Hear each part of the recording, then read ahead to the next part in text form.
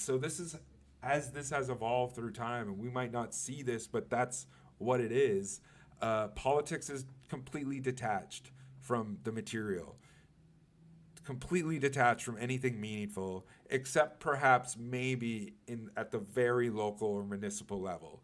And for many, many, many political engagements, this is just an ideological pursuit, a game, a struggle, and it's carried out predominantly by privileged people.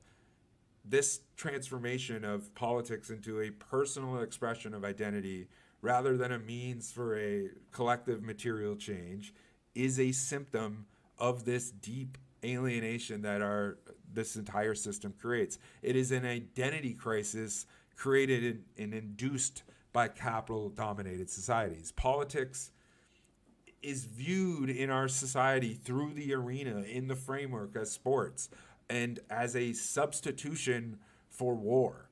This Aristotle, again, this is a classic historical thing. Aristocracies forged through warfare have been now forged through the pursuits that are of sports or entertainment, and these things have the same type of pageantry and mythopoetic nature that shaped the aristocracies of the past.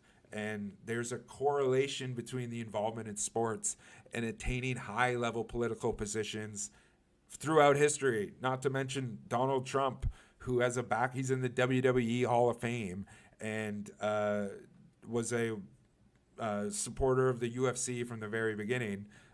This has influenced their political persona through this lens of the sports framework, because it works completely congruently. And this, you look at other figures who are like on the periphery of politics, like people like Dana White, who blend their sports identity with a political influence. And we see this with tons of different people, with sports owners lobbying the government. Like it's still there. It's existed for a very long time. And this increased sensationalization of politics, which encourages observers to view it through this framework of sports, creates a tribalistic approach, just like sports, which is often just seen as in opposition to whatever the perceived prevailing narrative is, rather than any type of expression of like an individual belief in a better. And again, this sensationalization of politics framed in the sports framework turns these political events into nothing but a spectacle of identity, which just leads to deep tribal and ethnogenetic divisions, schismogenetic divisions in society. And this spectacle of politics serves, and I know this because I've been in it, this spectacle of politics serves to delineate and exhaust all forces that seek to change the status quo.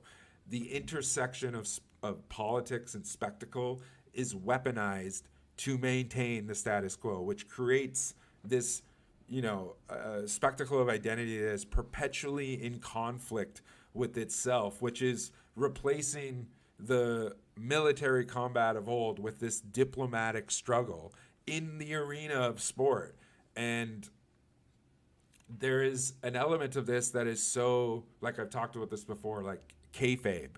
Like we see it where personal defeats or losses are like strategically used to regain power in the future, like a sacrificial lamb or a scapegoat.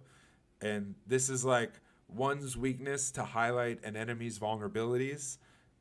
This mentality is derived from generalized combat, from literal hand-to-hand combat or any type of combat, like like the Democrats funding the far right in the 2022 midterms to make them easier to beat. Things like that. These are tactics that are derived from combat. And this concept has roots dating all the way back to the Maya ball games, where success in this game was intertwined in politics and social status and determined the player's survival. This historical example illustrates how identity is often tied to forms of nationalism expressed through spectacles like sports. People's identities are shaped by these regional state nationalisms, with sports and physical spectacles serving as a key medium to upholding those. Even today, when politics is the primary focus, it is often played out through the realm of sport, which and vice versa. And this spectacle of identity formation basically is not even in reality based in any type of ideological framework. It's theoretical.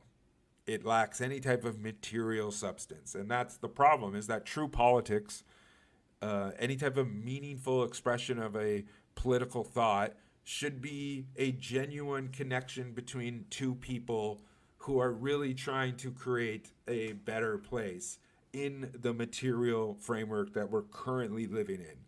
Not some adherence to a theoretical ideological framework or attachment to some superficial symbol that you attach your identity to. And our society will continue to struggle with this as everything has become polarized and politicized, which has turned every aspect of life into this binary struggle between good and evil, devoid of any kind of nuance. And this thinking, this binary thinking, has diluted our art and expression, self-expression, our entertainment in every way, which traps us in this cycle of us versus them and oppositions to this perceived dominant narrative. And this is detrimental to the complexity of human personality and human expression in our psyche. This will cause a deep conflict in our collective psyche, which we see manifesting at an increasing rate.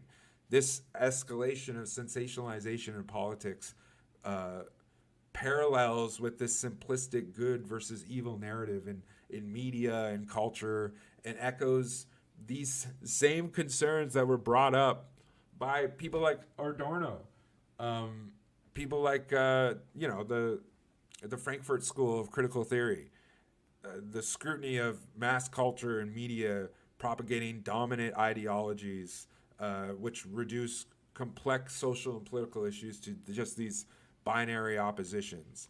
And Adorno talked about this trend in media and culture, where stories and narratives are framed in this heroic black and white dichotomy, mirroring a oversimplification seen in the current political discourse. And this, while this appeals to the very simple minded, because of its clarity and the drama, the narrative that it can present, it obscures any type of nuanced reality of any actual political or social cause, which then leads to nothing but a polarized spectacle of identity.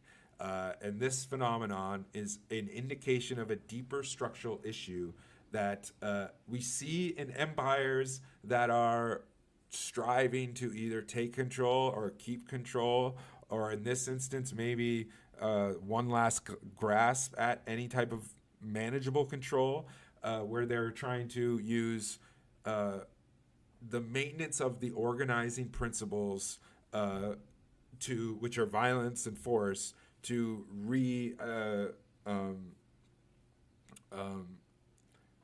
reconsolidate the power structure. And in this context, the sensationalization of politics with this hero and villain narrative that the liberal world order are trying to perceive with like the far right, and the people like Biden is supposed to represent the left. This is not just a distraction, but it is a tool to uphold the power structure through this division and conflict. And Adorno's insights suggest that this is a sign that society is moving more towards this troubling reliance on force and coercion over dialogue and understanding, which is a sign of an empire moving towards this hinge point, right? Or maybe not a hinge point, a cornerstone moment. Because